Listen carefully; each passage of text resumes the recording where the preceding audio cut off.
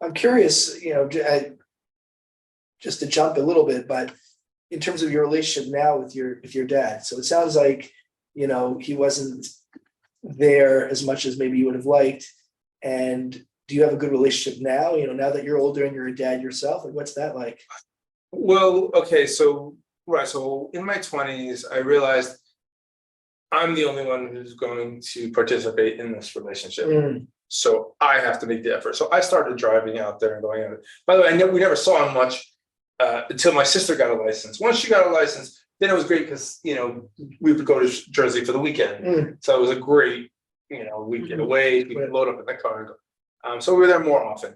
But in my 20s, when I realized I had to make an effort, I would go out more often. But he's very busy and it didn't really stick in a sense. And I feel like it's not so much my place to walk him through what it means to take care of your children's emotional needs. So, he's old school. He's born in Syria. They got kicked out during the war, went to Lebanon, went to the States. So they have a very different outlook, like he expects us to call every Friday before Shabbat. And I'm like, okay. Wow. I never lived with you. You need to call before Shabbat. To this day, He also became more observant?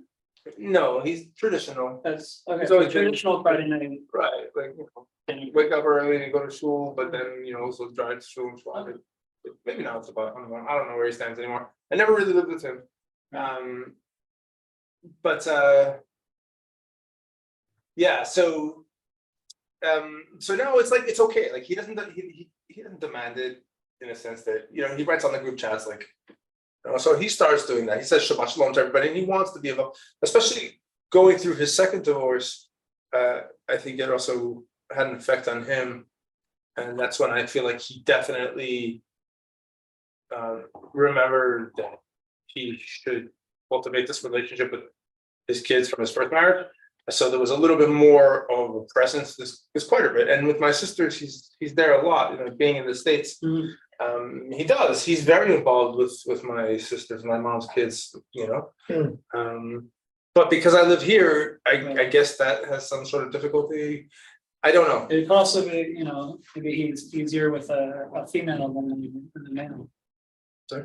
The guy father-son relationship is like harder to. I don't know. I think he sees as more of like the hierarchy. So I don't think it's anything to do with the genders.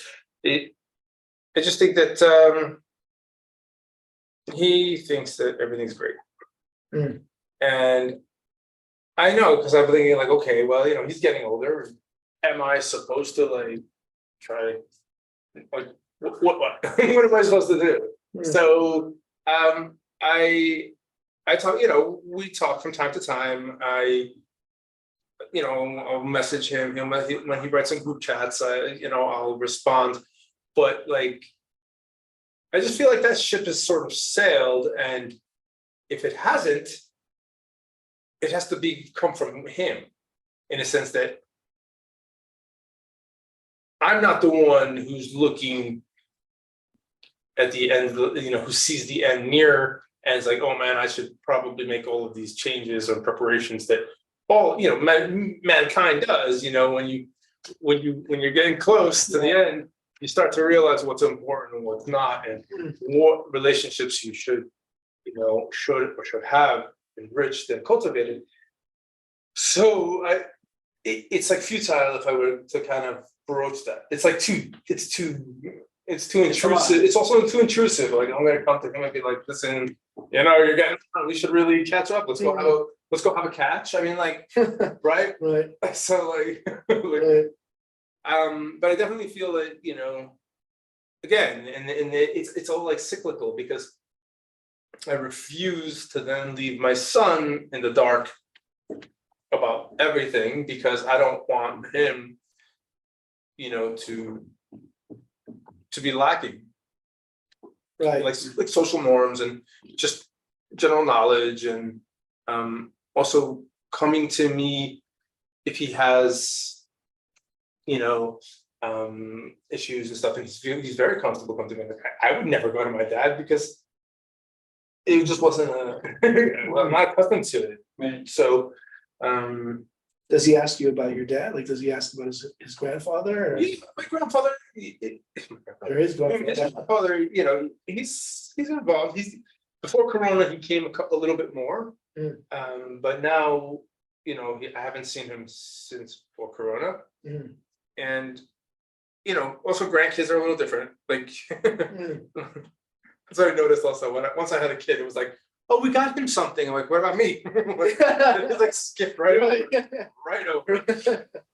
So, you know, so he definitely, and he also has his namesake, you know, we Oh, right, name it's after fine. the living. So he, you know, it's his, this is his only, I was gonna say, does he have other grandson? not with the first and last name. My son is the only one, I think, who has both first and last name as my father, so it's like there's something to that.